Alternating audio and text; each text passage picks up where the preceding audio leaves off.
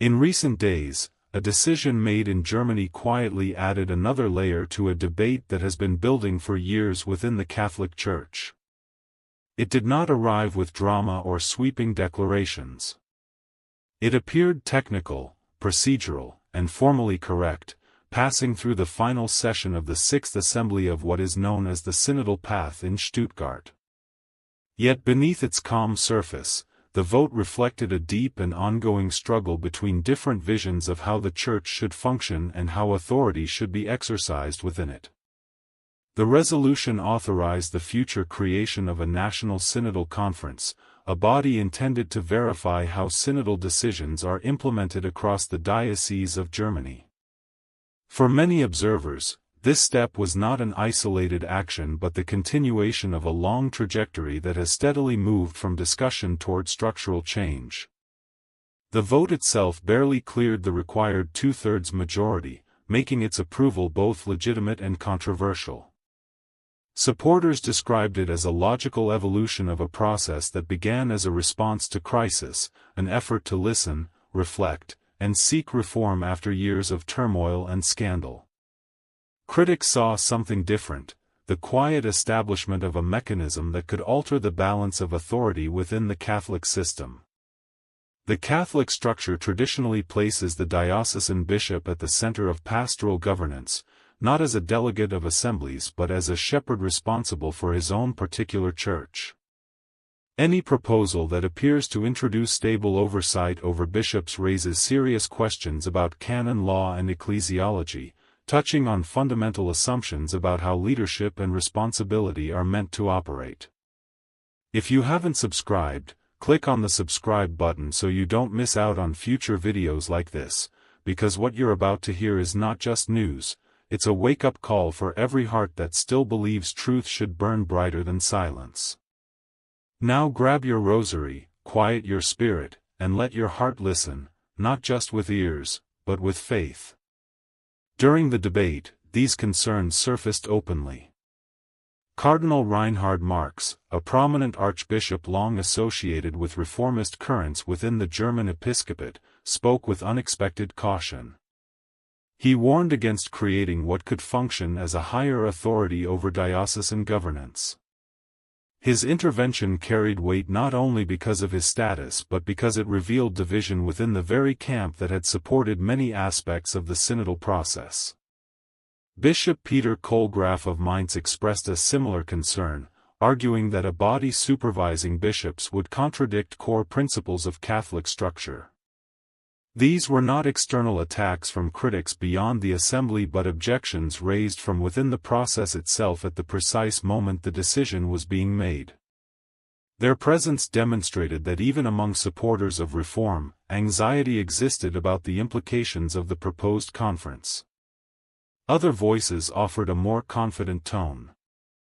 Bishop Franz Joseph Overbeck of Essen emphasized that dialogue with Rome was ongoing and suggested that approval might arrive in the near future. George Batzing, president of the German Bishops' Conference, reassured participants that nothing would be implemented without the consent of the Holy See and that he had received no indication of a coming refusal.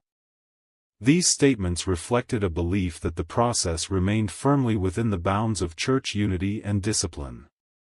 At the same time, participants raised concerns about communication from the Vatican. Several complained publicly that letters had gone unanswered and messages had received no acknowledgement. This silence added uncertainty, leaving many unsure how Rome would ultimately respond once concrete statutes were presented. Outside the formal proceedings, theologian Thomas Sodiing spoke with striking directness. He suggested that regardless of how events unfolded, the future of the Church in Germany would continue along the synodal path. To some observers, this sounded less like a description of current reality and more like a declaration of intent.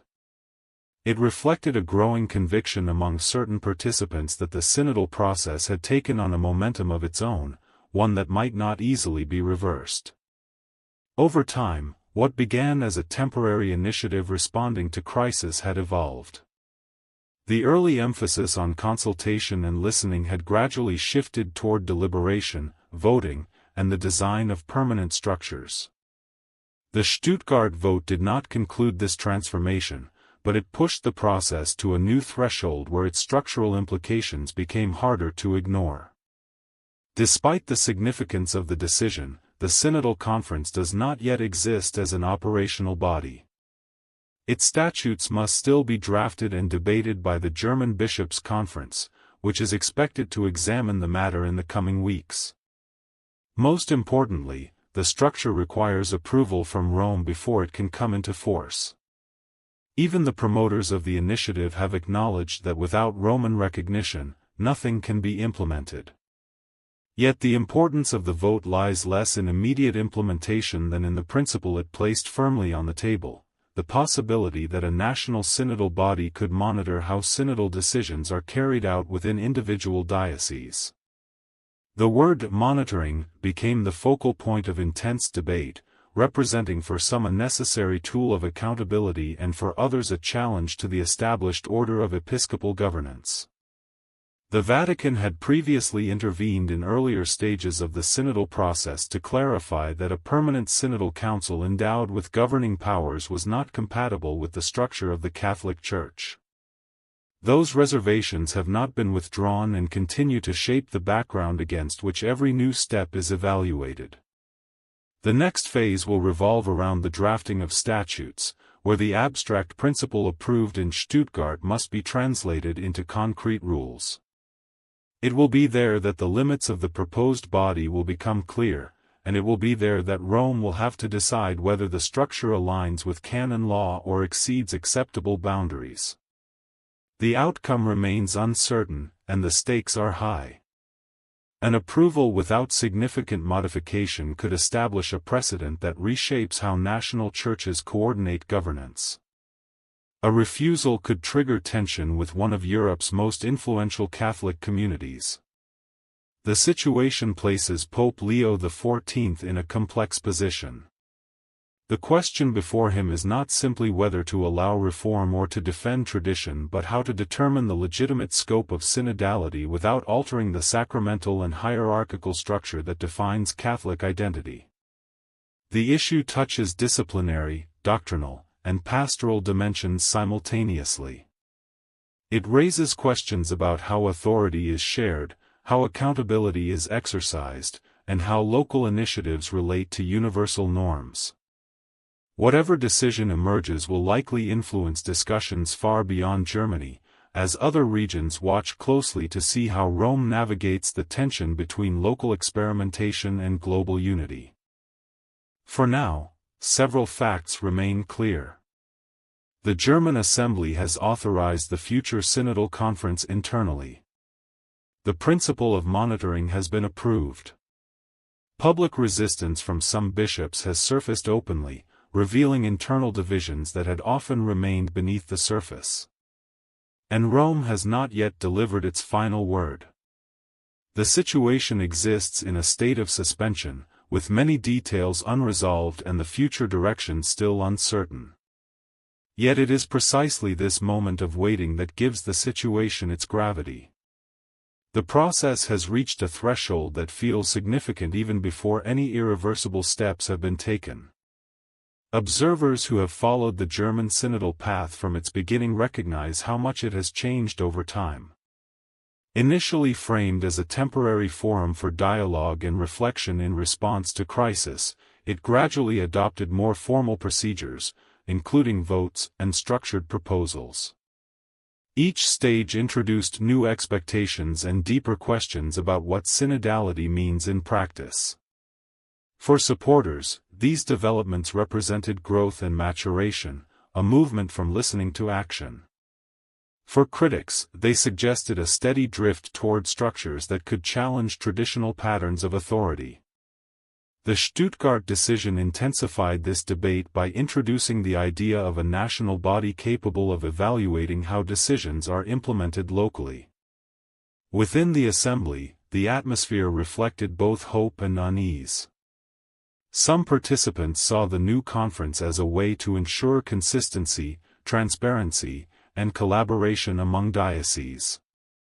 They argued that without a mechanism to track implementation, synodal resolutions might remain symbolic rather than transformative. Others feared that even a monitoring function could become a form of indirect governance, blurring the lines between consultation and authority. The tension between these perspectives was evident not only in speeches but in the narrow margin by which the resolution passed. The debate was not a simple clash between progressives and conservatives but a more complex discussion among people who shared many goals yet disagreed about the means of achieving them. As the assembly concluded, participants recognized that the real struggle had only begun. Drafting the statutes would require careful negotiation, balancing the desire for meaningful coordination with the need to respect the autonomy of bishops. Every clause would be scrutinized for its theological and canonical implications. Rome's eventual response would depend not on general intentions but on the precise structure proposed. Supporters hoped that dialogue and patience would lead to approval. Critics prepared for the possibility of conflict if the Vatican judged the initiative incompatible with church order. Beyond the technical details, the situation reflected broader questions about identity and direction within contemporary Catholicism. Germany's church has long been influential and has often served as a testing ground for new ideas. Its synodal process attracted global attention precisely because it raised questions relevant to the entire church: how to respond to crisis, how to balance local initiative with universal unity, and how to renew structures without undermining core principles. The Stuttgart vote intensified these questions by bringing them into the realm of institutional design rather than theoretical debate. In the weeks following the assembly, discussions continued both within Germany and beyond. Some commentators described the decision as a natural evolution, part of an ongoing search for more participatory forms of governance. Others warned that it risked crossing lines that could strain communion with Rome.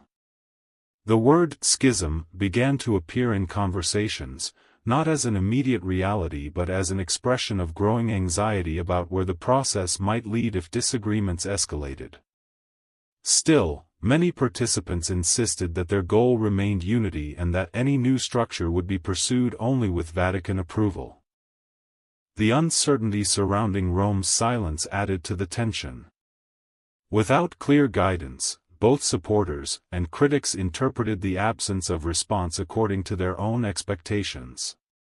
Some saw it as a sign that dialogue was ongoing and that approval might be possible.